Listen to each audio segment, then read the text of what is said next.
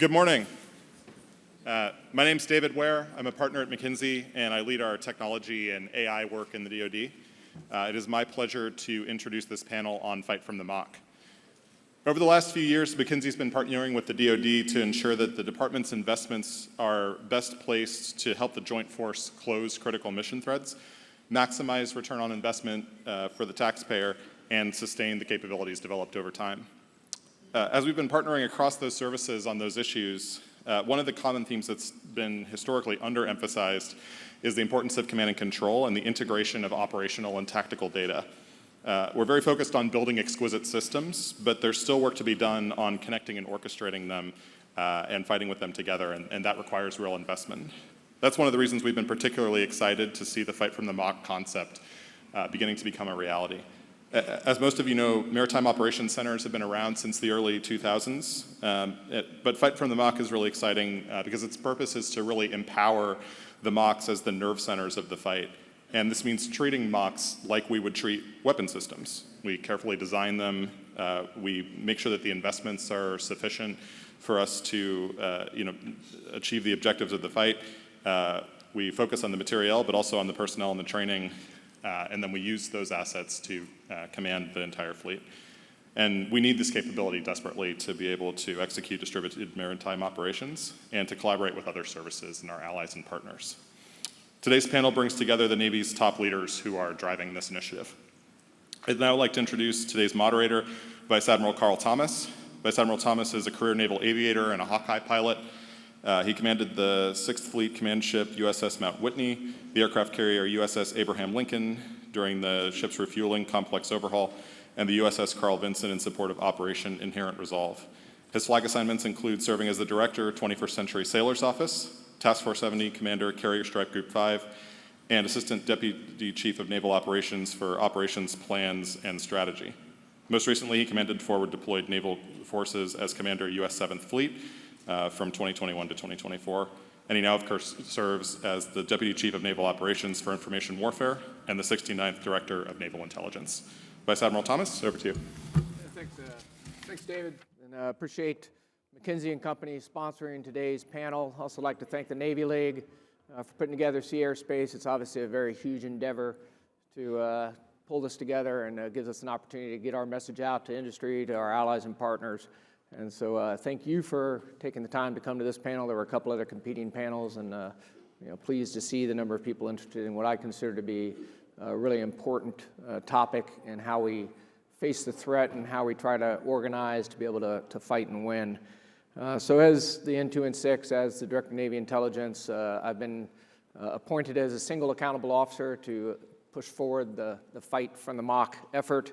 Really from a resourcing, a requirements perspective, and policy, and then working across the team to build out and advance to be able to keep our MOCs on the forefront and be able to take a very complex battle space environment, distill it down, get the commanders the right information, and then being able to provide the orders to our forces. As a 7th Fleet commander, I had a MOC. It was a very high-functioning MOC. We do hundreds of exercises a year out in 7th Fleet with our allies and partners. Every one of those is an opportunity to train and to learn and to iterate. So all of our MOCs purpose-built for each of the fleet commanders. So as we think about Fight from the MOC, I'll give a little bit of an intro. I'll let each of my panel members answer a few questions, and then I think afterwards we're going to do questions via QR codes. So if you have some questions, QR codes on the screen, send your questions, we'll get them up here and we'll answer as many as we have time for at the end. But Fight for the MOC is really, it's a concerted effort. Again, we've had MOCs for quite some time. Each of them have different missions. Well, the mission sets are the same, but the capabilities may be a little different depending on what fleet or what battle space you command.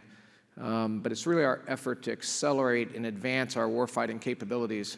Our architecture to ensure we're properly manned, properly trained, so that we can take on the highest level of fight. And with me today, I've got 3 teammates who are intimately involved in that. Vice Admiral Craig Clapperton is the commander of the 10th Fleet, and he leads and is heavily involved in all of our cyber and our space efforts, and he has a MOC that is tailor-made for that particular mission set.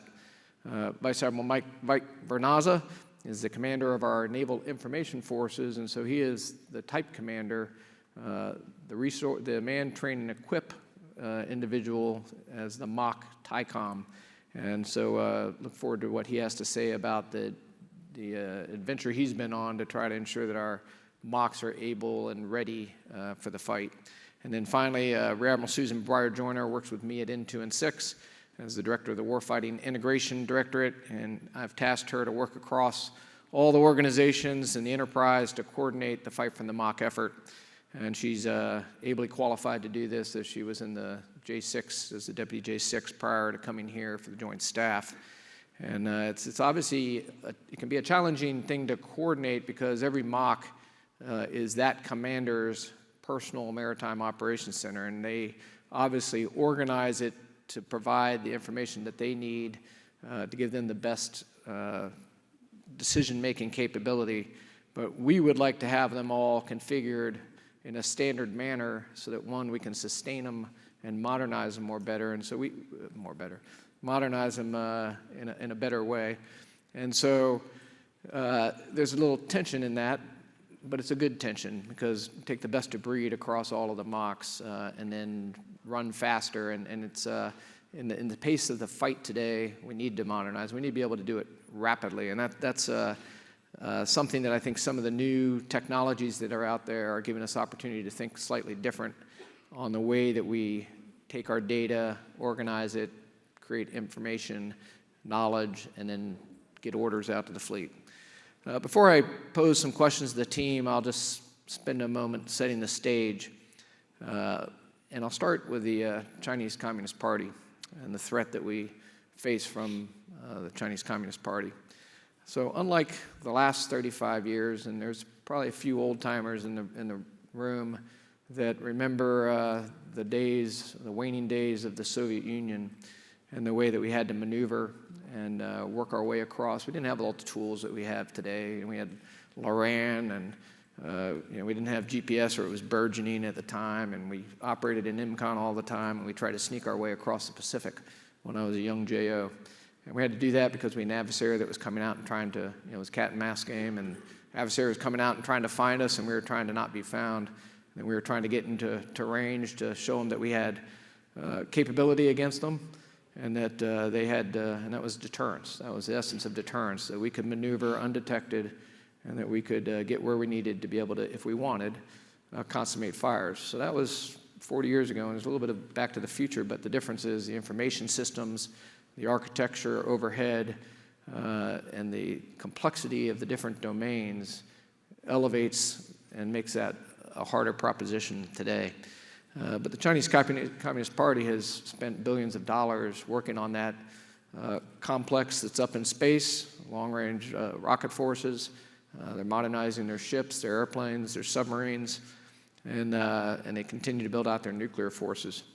They also continue to claim an extraordinary amount of water space in their near seas, pretty much the entire South China Sea.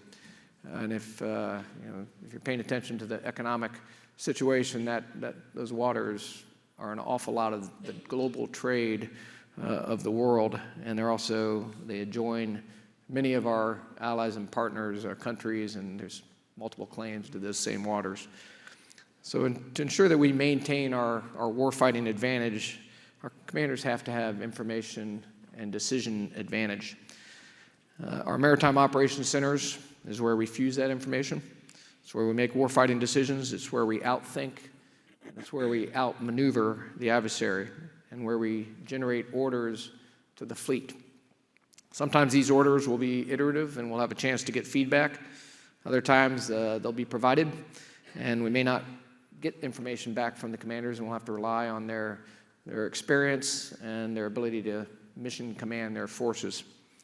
But in all cases, the complexity and the speed of the fight will rely on us synthesizing vast amounts of information. And the amount of information that is flowing now compared to what it was in the past, it's tremendous order of magnitude difference. And so when you receive that much information, how you harvest the right amount to get the stuff that really matters is critical, and hopefully we'll tease some of that out today. And then it has to be presented in a way that gives the commander clarity, or at least the best information possible so they can make the best decision. This decision advantage and this synchronization of effects will need to cross all the domains, the traditional air, surface, and subsurface, but increasingly the cyber domain and the space domain. It also needs to encompass all the 7 joint warfighting functions, and that's an easy rubric that we use to think about how to organize ourselves. We've got command and control, information, intelligence, and we kind of bucket those 3 together as a mechanism to think about that decision advantage, fires, movement, protection, and then sustainment. So those are the 7 joint warfighting functions. And if you've read the NAV plan, which I think most of this audience probably has, and we've talked about it in many panels in the past, fires is how we shoot. And the thing about fires today is the range of the fires is getting only longer, so it brings in some of those other domains that are going to be critical to being able to consummate the kill chain. Protection, the adversary has much more capable fires on his side now, so the fires and the protection and how we, you can look at the Red Sea as an example of what's going on right now with the Houthis and launching ballistic missiles and one-way attack vehicles against our ships. That's a relatively permissive environment where we're able to radiate and detect. It's also a littoral environment, so the range of those shots is short. It doesn't give you much reaction time. Different from the Western Pacific and the adversaries that we might face over there, so that adds complexity to this protection side of the house. Movement maneuver, I alluded to it when I gave you that Soviet Union vignette. That complex that we have to maneuver against today is much more challenging, and so it requires other capabilities, many of which we won't talk about in this environment. And then finally, sustainment, something that is easy to hand wave, but which is obviously one of the most important aspects of any crisis or conflict. We like to fight the away fight. We don't want to fight in our backyard, and so that requires sustainment. And sustainment across a vast amount of space and maybe a contested environment. So contested logistics and the ships that we have to resupply is extremely important to the MOC and how we orchestrate them in conjunction with our fighting forces. And then finally, that command and control, information and intelligence, bringing those together to give that commander decision advantage. So all these functions require manning, they require training, thinking differently, equipping of our MOCs. And so with that, I'm going to start with Mike and some of the work that his teams have been on and he's been on, largely under Admiral Caudle's Fleet Forces direction from a readiness perspective. Mike, can you just spend some time talking to the audience about what your teams learned and maybe the state of our MOCs as they exist today and your plans to improve them to be able to support the warfight? Sure. Yeah, thanks, KT. NAV I-4 was designated the MOC TICOM back in February of 2023. And really, the TICOM job is to do a lot of the foundational work across the man, train, equip, certify that the operational piece will build on. And like any house, you have to have a good foundation before you start building that. So the team has really been taking a very fast approach to look at all of our 9 MOCs. And I'll just kind of go through the man, train, equip things that we've been addressing as we've been going along. So on the manning piece, as KT said, every MOC's a little bit different. And so what we found is that the manning at each MOC has been different based on what the MOCs are required to do by the fleet commander. So first part of that was getting the MOC manning aligned and getting all the people in the right billets for those MOCs. We're working with CNP and the NAVMAC team between now and the early 26, where we'll do a NAVMAC manpower review at each of the MOCs, and those manpower reviews will review the exact manning to be able to carry out those 7 joint tasks from not only competition we're at now, but if we move to a crisis or conflict phase. So we'll have a really good idea of what those MOC manning numbers need to be. Second, on the training piece, as KT mentioned, we're aligning what the MOCs need to do to the 7 joint functions and redoing our MOC manual to reflect those 7 joint functions. There's over 160 tasks that a MOC must be able to do across those 7 joint tasks, and even and thousands more of other tasks that underlie those 100+ tasks. So we're looking at specifically, how do we measure the proficiency of those MOCs to be able to do those tasks? And so that manpower review will be part of shaping those MOCs based on those tasks and those underlying functions that the personnel in each MOC needs to be able to do. Consistent with that, we're also setting up command training teams at each MOC, and these command training teams will be made out of MOC members that are already part of the MOCs. And those are the folks that are going to be in charge of keeping the proficiency levels up and training and indoctrinating new MOC members as old ones roll off. And they will be the folks that really do the sets and reps day in and day out at those individual MOCs before NWDC, who's our partner in this, comes in either during a training assist visit or a certification visit that will end up certifying those MOCs as we go along. Probably not unexpected, if you've read the NAV plan, our focus is right now in the Pacific. So we are focused both on the Pac Fleet MOC, the 3rd Fleet MOC, and the 7th Fleet MOC to get those 3 ready for 2027. And then finally, in the equipping side, each MOC has a different mission build and a core build. So right now we're looking at standardizing what we would call a core build, and then taking the unique capabilities that each MOC will have to have depending on what it's going to be asked to do, and that'll be part of the mission build in those MOCs. There's over 70 programs, 70 different systems currently in each of our MOCs. So we'll be looking to baseline those against the capabilities that those MOCs need to have, and then instantiate an integrated 3M capability, more or less, to ensure that we have good foundational documents, good sustainment of those MOC systems that are being installed across all 9 of the MOCs. And I'll leave it at that. Yeah, if on the 3M discussion you just said, we have pretty good systems in place for the maintenance of our ships and for the maintenance of our subs and aircraft, but really a new thought on, the MOC and the importance of all those information systems. And so, yeah, sure. Yeah, I'll talk about those. So each MOC, those systems come in, they're just brought in, and they're left there to run and do their thing. And there really hasn't been a sustained effort to understand what those programs are, because each MOC has been different and each MOC is functioning accordingly. So now it's about really getting a really deep understanding about all of those systems and the interoperability of those systems, and then ensuring that we have a good integrated logistics and sustainment piece to that.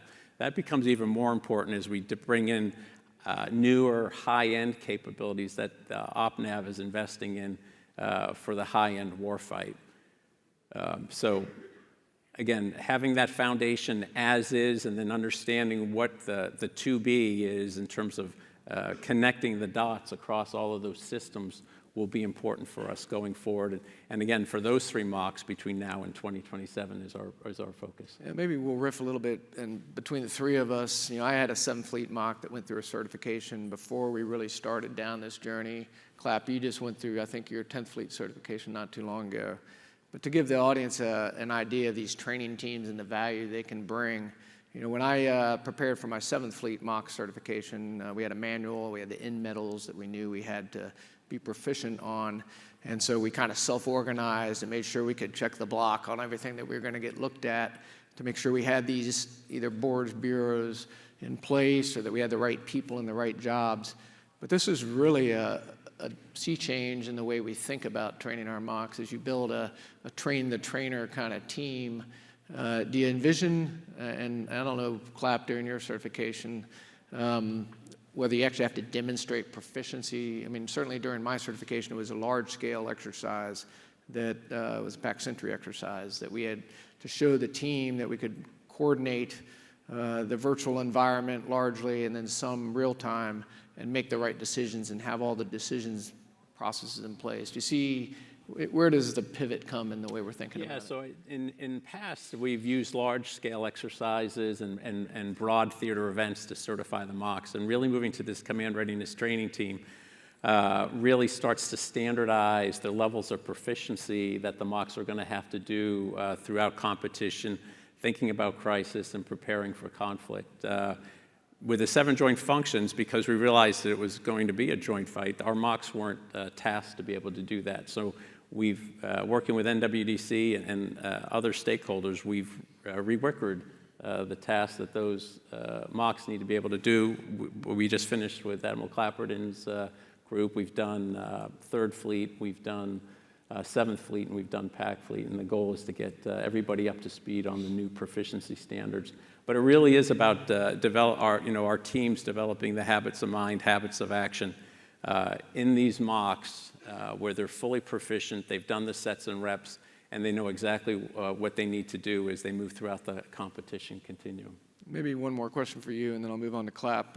You came from Firework PAC out there in PAC Fleet, so Mike was out there on the leading edge, looking at an aspect of the fight that gave him some insight into some of the more challenging areas that we're going to have to be proficient in. Anything that, from your experience out at PAC Fleet, that you brought back with you that just kind of resonated as you got into the NAVI-4? Sure, yeah. So coming from PAC Fleet, as you know,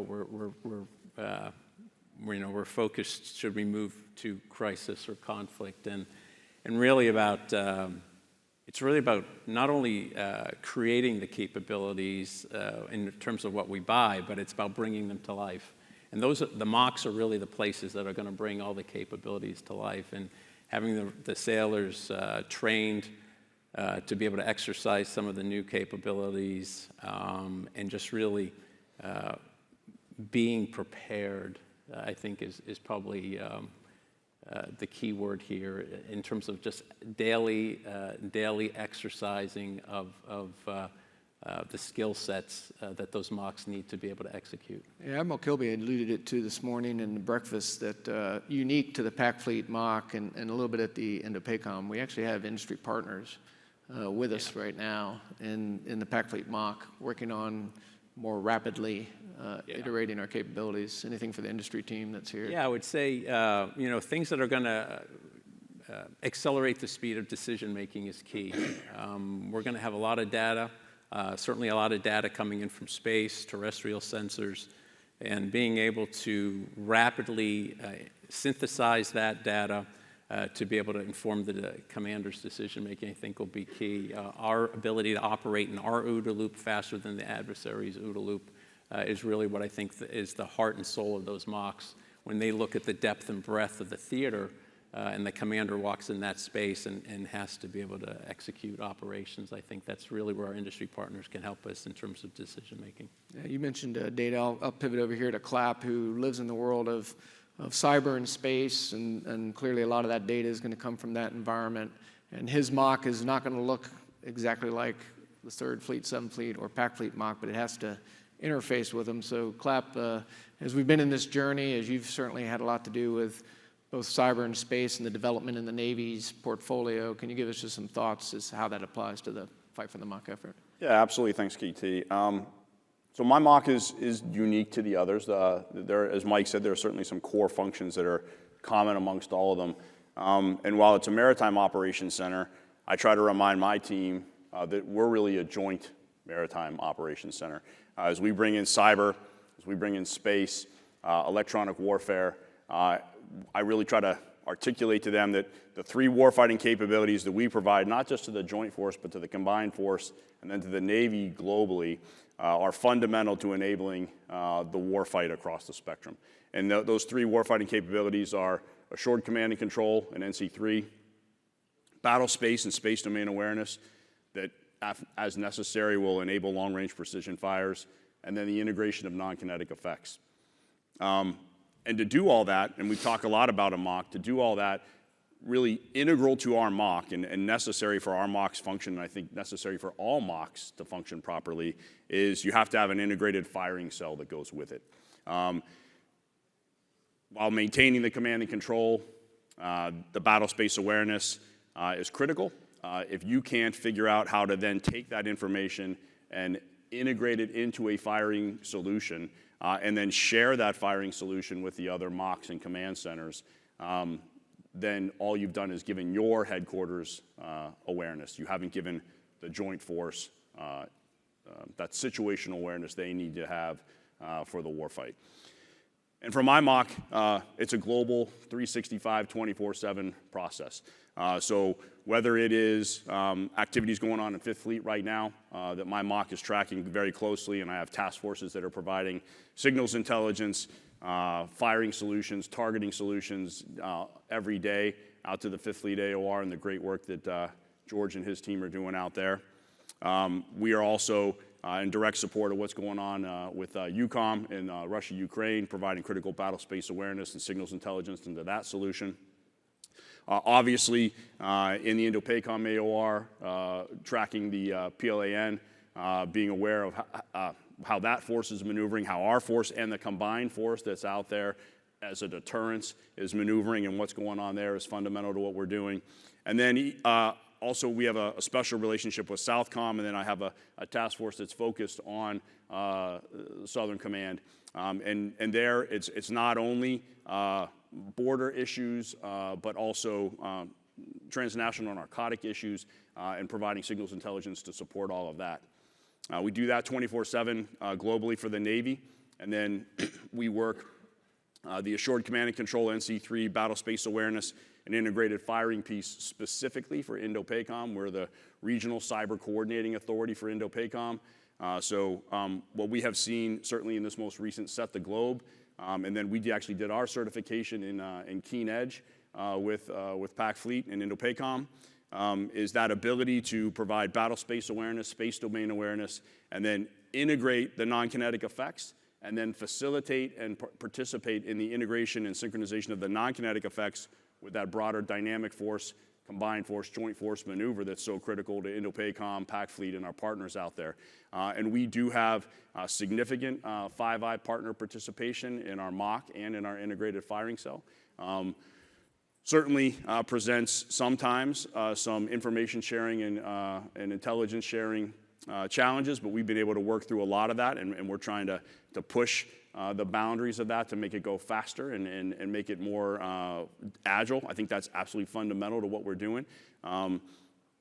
Certainly some things with SAP level programs create some challenges there, but I think as we move those things into CAPS and find additional ways to share that with those combined partners, we've seen in our participation in Keen Edge, PAC Sentry, and those combined exercises, the importance of that piece.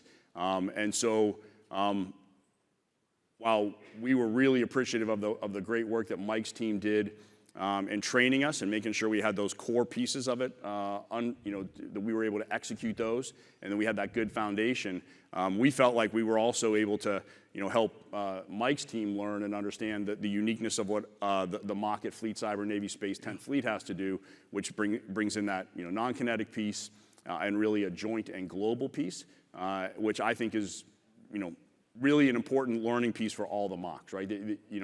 As I said in the very beginning, if you only have understanding for your MOC and you don't have a way to transition that into the orders that you talked about and into an integrated firing solution when you need to, and a way to share that beyond just your AOR, but so that it helps to contribute to the global picture, and then that global picture with our allies and partners, then I think you're sort of shooting behind the duck a little bit. And that's really an area we've been really focused on for the last 2 or 3 years at Fleet Cyber Navy Space. Speaking of shooting, so we had this last year, Australia, I think, did a TLAM shot, an SM-6, and an NSM shot. I know Sweden just had a TLAM shot. Certainly our allies and partners are getting some fires that have ranges that they have not had in the past. You own the over-the-horizon teams largely with the NIOX and the knives and et cetera. Anything that you can share in this forum, that as we start working with our allies and partners, how we're thinking about doing that over-the-horizon targeting with our allies and partners? Yeah, so we've been really focused on this a lot. As many of you know, the Navy Integrated Firing Element, or KNIFE, is part of my enterprise. We have worked very hard to federate and create a more resilient and redundant architecture in that, and we're very appreciative of your team, of Mike's team. SBJ's team has been really integral with Seiko's team also in helping us develop some of the capabilities to federate and create that more resilient architecture. So we've expanded beyond just KNIFE in Colorado. Out in Hawaii, we have the Navy Over-the-Horizon Cell Hawaii, which we call Notch. And that is at IOC now and is 24/7 and is providing knife-like capabilities, passive over-the-horizon targeting capabilities to the entire Indo-Pacific. We've been successful in sharing that with the British in the past. We're definitely moving forward with how we can share that with the Australians, the Japanese, and many of our other partners in that AOR. And then here on the East Coast, we have the Maryland Over-the-Horizon Cell. That's just starting to get up to speed, not 24/7 yet, but does have a cell stood up and is sharing over-the-horizon targeting with our EUCOM partners, and they're focused on that area. However, in the case of a crisis or conflict, we can, in fact, federate that MOC capability, Maryland Over-the-Horizon Cell, we call it MOC, over towards Notch and KNIFE and add additional capability there. And then later this year, we're going to bring on the Georgia Over-the-Horizon Cell, which, will again, will sort of formalize the effort that we have going on right now in support of Fifth Fleet and focusing on that AOR. But again, the ability to move capability, whether it's from Hawaii to support Fifth Fleet or Sixth Fleet to support the Indo-PACOM fight, we can do that. As you said in the beginning, sharing it with NATO, with Five Eye, with Indo-PACOM partners, more and more important every day. And that really gets down then to data standards and standardized data and being compliant. And one of the things that I always try to articulate to everyone in the Army and the Air Force are expanding in this. They have, instead of KNIFE, they have now Ghost and Spear that they're using for their forces. But again, it's all about standardized data, and it's all about keeping that data common.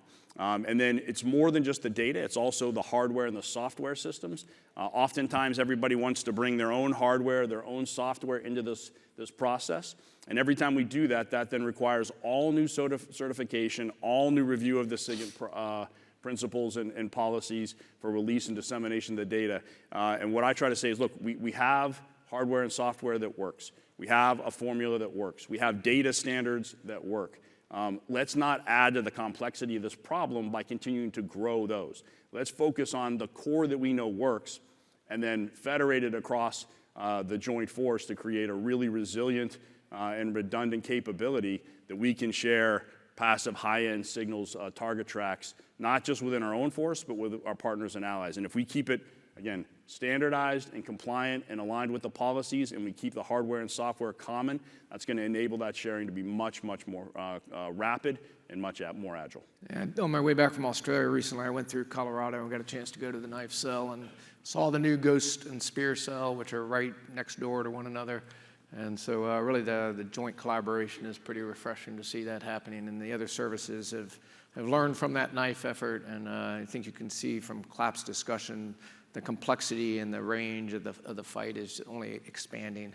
And so that exchange of information, critically important. You mentioned data. I'm going to let Susan jump in here on, she starts looking at the architecture for our MOCs as she starts trying to wrangle all the efforts that are underway and come up with a way to an efficient and an effective way to advance our MOCs and our capability in a rapid way too. Susan, your team has been forming, storming, working with the fleet commanders, working with the gentleman to my left. Some thoughts on the process so far? Yes, sir. Thank you. You've just heard all the demand signals. It has to be standard, but support different commanders' personal preferences or the specific domains they're fighting in. We need standard data.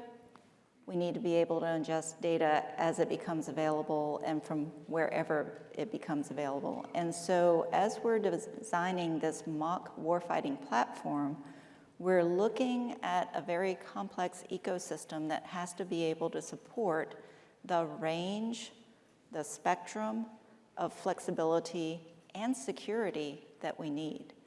And so we've been holding a series of work groups that culminated in a design strategy workshop just about a month ago. Not just 6 folks, not just systems folks. We invited the logistics folks, we invited the fires folks, we invited the intel folks, anybody who has a role in the future MOC. And one of the things that very quickly floated to the top was a broader understanding than I think has ever existed before, that our ability to fight at speed and scale has to be founded in a data-centric architecture. We've been talking about data centricity in the DoD for probably a good 10 years. And we've had initiatives working along the way to get us there. OSD's CDAO and their guide experiments have been a great example of how we can move iteratively and at speed to provide leave-behind capabilities. Why is data centricity important? Well, Admiral Vernaza talked about over 70 systems. And when he talks about 70 systems, he is talking about tightly coupled tech stack, from the hardware all the way up to the data, and you're basically imprison the data in that tech stack.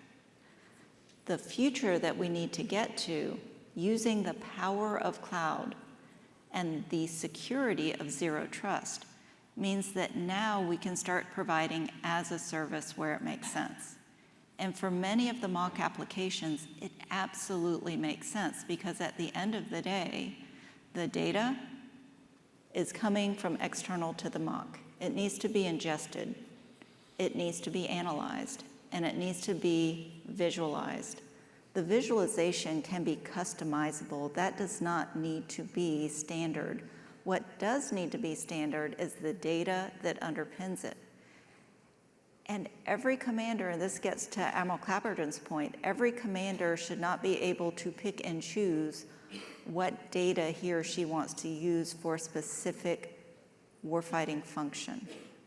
Because as soon as you start to add that variability in, now different commanders are going to see different things and come to different conclusions. And so it's very important for us to start thinking about not just I need all of the data, but what is the quality authoritative data that is going to help the commanders make the best decisions?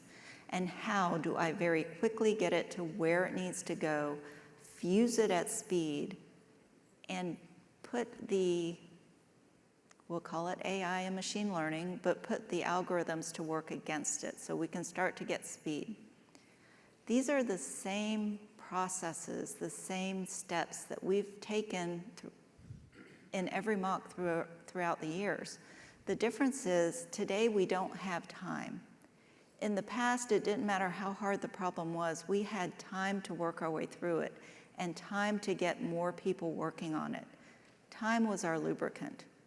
Our lubricant is running thin because time is going away and we're having to do things faster and faster. To do that, we need the power of cloud, the power of big data, and the power of AI and machine learning on top of it to provide that common understanding across all of all the commanders, not just the combat commanders. So that's how we get to improving our battle space awareness. We also have to protect, and this gets to the assured C2 piece, we've got to be able to protect the entire life cycle of the data, including that transmission to the final fires or effector unit. And so assured C2 is a key part of what the MOC has to do as well. So we can't just focus on the cloud. We also have to focus on the assured transport to get the data in and to get the orders to where they need to go. All of this shift from MOC as a commander's personalized way of fighting to a more standardized way of fitting into the joint force is the journey that we're going on now. We're already starting to leverage the power of industry. We're doing it primarily through contracts with DIU, CDAO, and we are leveraging some other very focused contracts for the maritime. But at the end of the day, we need all of industry leaning forward and helping us break our data out of the stovepipes that it's been in for years, and so we can leverage the power of it. And that design is what we're building right now. We've recently started discussions for a top-level requirements document to describe what the MOC is from a requirements perspective, so we can get it validated and we can start resourcing to it. That's how we move towards a warfighting platform standard that we have to do at speed and scale. And so that is part of the journey. We got about 5 minutes until we'll go to the questions from the audience. So let me tee up the one. As you were talking right before you said AI/ML, you kind of paused and lifted. And so, and Clapp, I know you just went up to a class and had to use Python to learn AI capability. I was at Harvard or MIT. I don't remember which place you went, but either one of you, take on the AI/ML. I mean, you can walk the floor downstairs and everybody's going to talk to us about AI/ML, but give me a little thought on, I've got my own, but let one of you two take it. Yes, sir, I appreciate that. So we use AI/ML as a shortcut, but I don't want us to focus on AI/ML. We have to focus on first what we're trying to accomplish. And then we look at where we can leverage AI and ML in order to get there. And so that's why I always pause, because I want to talk about more lethal warfighting. I want to talk about faster decision making. But at the end of the day, the language that folks recognize around that is we've got to apply AI and ML, but we can't do it without regards to our desired outcomes. And so that's the balance that I always have to draw. Yeah, I think Susan's got that right.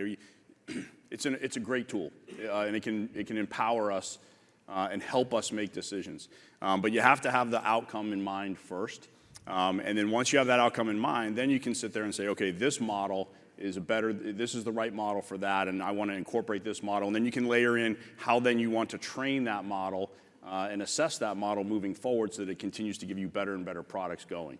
But it's not going to make the decision for you. It's going to collate that data, it's going to analyze that data, and it's going to present you with a series of options that will facilitate and enable your decision making. When we go back to the targeting solution, it can pull down data, it can help to share data, it can help to look at target track and weapons pairing things, again, to help solve massively complicated problems that the human brain isn't great at synthesizing, and not give you the answer, but say, hey, these are the better options, and then the human can then articulate and understand the risk that would be involved in each decision and then make that final decision. But I think it's a tool. You have to have the end in mind to use it, and then you have to decide what model and what training process you want to go through with that model to make sure that it's continually to give you better and better insights to make your decisions more rapid. And Mike, maybe just, I know you've been working with Seiko, and she's got some efforts underway, largely in some of the maintenance and some of the, how we take some of our logs, take some of our troubleshooting techniques, get them, deploy them with the strike groups so that they have better insight to large amounts of data to be able to, again, synthesize them. Anything you want to articulate? Yeah, I would just say, as we look at, well, I totally agree with what you both said. Everything in the future warfighting environment is going to have to move at machine speeds. And so embracing that and figuring out what that looks like, I think earlier, like we're doing now, is in the right direction. To the how do we apply that to the systems that we have on the ships and moving readiness to the left? We have been working with her on that in terms of understanding where we have the gaps and seams on some of our equipment, how we can identify those gaps and seams earlier. How can we find out, how do we create sailor self-sufficiency too? Our sailors need to be able to fix and maintain and operate their own kit at sea, certainly if we move into crisis or conflict. And so I think a lot of the capabilities that she's working on, moving readiness to the left, identifying things we need to put back in the schoolhouses as someone who uses the schoolhouse extensively on the training piece of our job, I think will be critically important as we move forward. And again, to Susan's point, time is of the essence. And so being able to iterate quickly, do a lot of learn by doing, and bring that back in, I think is important. Good. I think we're, see what questions we have from the audience here. All right, why don't we go this one first? We'll just kind of do a rapid fire down the row here. What would you say is the #1 investment you can make in the MOCs to be ready for 2027? Well, you're asking the technology person, so for me, it truly is that cloud infrastructure and the supporting zero trust technology, because that gives us a secure environment. You can iterate rapidly, and it gives us the resiliency if we have to fail over. You can still access the resources that you need regardless of location. Yeah, again, I think she's got this right. I mean, so the assured command and control piece of it, the ability to make sure that data is secure, to censor it, to get it into a big data platform, to make sure that you have defended that ability to command and control, and that will always be there in a resilient, redundant way. That is the foundation. That's what everything else is built on. So you can talk about high-end systems, you can talk about high-end integration tools, you can talk about SAP stow capabilities. If you don't have an assured command and control platform that you can defend, that enables you to move the right data at the right time to the right place, then the rest of it is just cool displays and flashy lights. Okay, I'm going to go with training. So we've got about 630 days, I think, until January 1st, 2027, thereabout. We got what we got. We're moving fast, but I really believe we need that, but we really need our MOC teams to be well-trained for any of the environments they're going to operate in. Okay, we got a question here that says, we are used to always having connectivity, and how are you preparing to operate when this is no longer the case? We'll go backwards this time, if you got any thoughts, Mike. So I think our LVC investments and the capabilities that we're going to need to be able to exercise, and that we're doing some of it now during COMP2Xs and the OFRP events. But I think Navy's investment in LVC, doing those sets and reps, and then we've opened the aperture too on training our teams with some of those skills that they're going to need to be able to do it in a denied or degraded environment.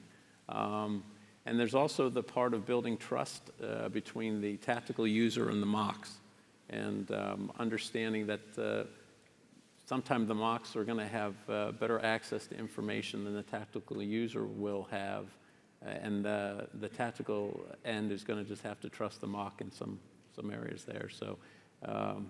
And I think those things are all moving along at a pretty good clip. So I think it's about creating that resiliency and redundancy, and it's like what I talked about federating our capabilities. So I talked a little bit about how we're doing that with over-the-horizon targeting. We do the same thing with our cyber capabilities, and we're doing the same thing to ensure that we can execute some of our non-kinetic effects from different locations. I mean, I think denied and degraded communications is a very real thing. I don't think complete denial and complete degradation of communications is a thing. So there will be some degradation, but that's why if you have that ability spread throughout the globe, throughout multiple locations, the likelihood of using a different comms path to get to one of the federated locations that still then has the capability is absolutely fundamental, and that's something we've been working really hard towards. I think while the concept of COOP is really important, the ability to move in a crisis and conflict scenario hundreds of people to a different location and then rapidly get them up to speed is incredibly challenging. And so therefore, if you have that federated capability already at your targeting cells, at your MOCs, for the cyber team, the JMOCs that can execute those capabilities, and then that new organization just pick it up, and or you federate from other locations globally where the comms aren't denied, I think that's the best way forward in that kind of a challenging scenario. So we're talking about the way we've done things in the past. Industry, you've got a lot of creative folks on your teams. You know the performance parameters we're going to have to operate in a contested environment. Are there novel ways of communicating that are less detectable? Let's think about it. Let's brainstorm it. There's got to be a way. Quantum's just around the corner. Can we leverage it? I don't know. But This is where we can really use industry's assistance in figuring out how do we do things differently if we can't fight the way we used to fight before, particularly with, as it pertains to comms. How can we do it differently? And I would also say that that is probably the strength of our service, that we train, operate in comms-denied environments. Usually you can receive, you may not be able to transmit, but as Project Overmatch has really put a lot of effort into making our communication paths more resilient, as our space architecture is built out, it provides many more opportunities to get orders to our forces during our workups and our training, ensuring we know how to operate should we have moments of lack of connectivity. I think this is an area that the Navy is particularly strong at doing, just because we've done it our entire careers, and that's the way we have trained and operated in the past. So very complex environment, so important to get the right pieces of information, not send more than you need. Let's see, find something else here that is a good question. There's a couple questions that arc around the Air Operations Centers in here, and I'll try to maybe pull a couple questions together. Clearly, as we've looked at the fight in the past, the Air Operations Center has been central to the way that we organize our fires. Everybody in this room is probably familiar with the ATO cycle. And the questions, there's two of them here on the AOCs. One's about, is the MOC going to follow the process of the Air Force and create the MOC as a program of record like the AOC has, the Air Force has with their AOCs? And the other one is, how do we envision the AOCs and the Maritime Operations Centers working together in a complex fight? So anybody want to take on that AOC MOC comparison? Yeah, I think the MOCs and the AOCs are just going to have to your point, work together. The MOC is our platform. It's going to be the center of those 7 joint functions, of which fires is one. So I think, again, having good connectivity, understanding, and we have to grow greater understanding between what MOCs do and the AOCs do as well. That bench could be deeper in growing that awareness. I think it's, both centers' purpose is to provide battle space awareness, to provide situational awareness. They have to do it in a secure way. And then that battle space and situational awareness is to enable decision-making. And then the times of crisis and conflict enable long-range fires, non-kinetic effects, and the integration of OAIs to achieve a goal. And both an AOC and a MOC or a JOC are trying to do the exact same thing. So I think what's critical is, going back to some of the things that both Susan and I have mentioned, is that we have standardized data and standardized methodologies for us to flow the data between them. We have common hardware and software to the extent that we can, that we facilitate that all with machine learning and AI to give us the most rapid possible decision-making capability for the commanders in those MOCs, AOCs, and JOCs, and that they all contribute in a federated and distributed way to enable us to command and control and drive a networked fight, because that's clearly the path we're going forward, and I think they both play a role, and I think that's, if we build upon that model, we'll be in good shape. As far as standing up a program of record, there's pros and cons to doing that. I think what's most important is that we completely understand the functionality and the capabilities that we need to deliver to the MOC, and then we need to make sure that they have that necessary modernization and sustainment tail, which is not something that we've consistently done. Whether it manifests as a single program of record or system of system programs of record, which might be easier to manage, quite frankly, I think it's premature to say we're going one way or another.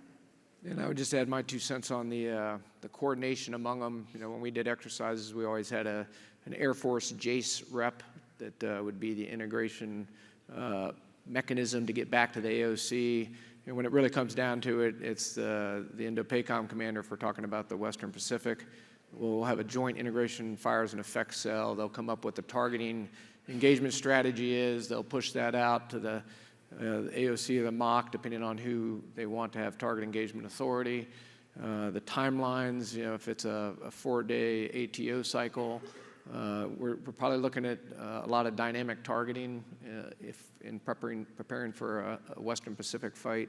And so how we blend the cycle of the ATO with the maritime fires that are maybe coming from undersea, coming from the surface, the air, or even space and cyber.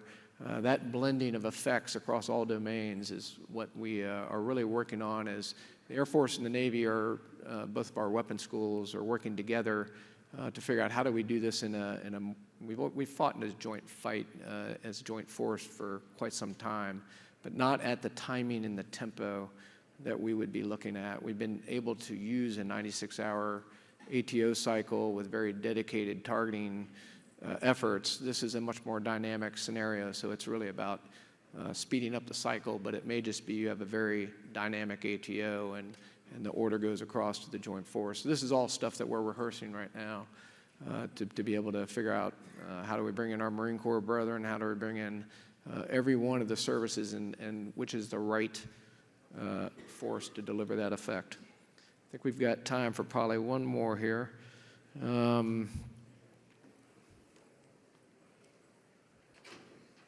Should have been looking at the next questions instead of talking.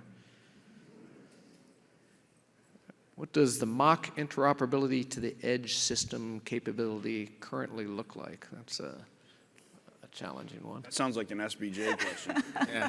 Over to you, Susan. What does the MOC interoperability to the edge system capability currently look like? Okay. If we talk about today's capabilities, I would say we're pretty good. I mean, we're fighting using the systems that we have today, and that interoperability is performing well in the Red Sea. When I look at where we need to be for the future, I would say because we are shifting from a very system-centric or network-centric way of viewing the world to a more data-centric way of viewing the world, we have to take that transition carefully to make sure that we don't break any of the current interoperability. The standard should be the same or better interoperability than we have today. We are, Admiral Thomas has mentioned Project Overmatch. Project Overmatch is in the middle of that transition and making sure that we maintain that standard of performance. So I am optimistic about the future. I am very optimistic about today. We are demonstrating proficiency today in interoperability, and we'll do the same or better moving forward. If I could just pile onto that just really quickly here in 60 seconds. I think, there's an absolute importance that we get this information and we get the data and we get the understanding down to the tactical edge. Let's say the 05 and 06 level commanders, right? So I think, though, we need to understand that in this kind of a fight, that a lot of the decisions, certainly the target engagement authority, and a lot of the broader decisions are going to be made at the 3- and 4-star level headquarters. And so while those headquarters need the full decision-making authority capability, that doesn't mean that we don't pass the understanding and the understanding of risk down to the 05 and the 06 level. They may not be able to make the decisions down there, and the reason is because if they make that decision because of their lack of understanding maybe of the whole rest of the fight, we could use more weapons on the wrong thing than we intended to, for an example. But just because the decision is made at the 3- or 4-star headquarters, we have a responsibility to pass that understanding of the threat picture, of the SIP and the COP down to the 05 and 06 so that they have a complete understanding of the risk that their forces are about to take and why we're asking them to execute those fires.